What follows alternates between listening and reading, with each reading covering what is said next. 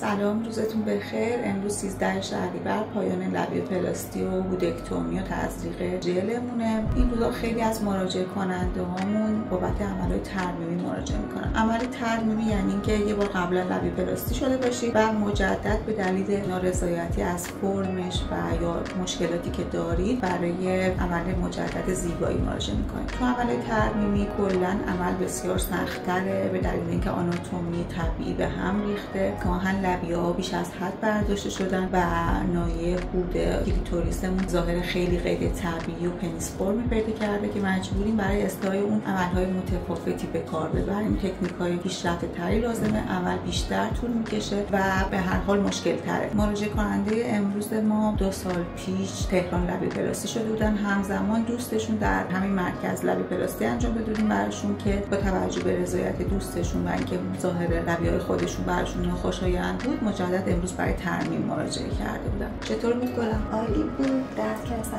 نداشتم و ظاهرش هم خیلی خوب شد. خدا رو شکر. ان شاءالله که خوب باشین. مرسی.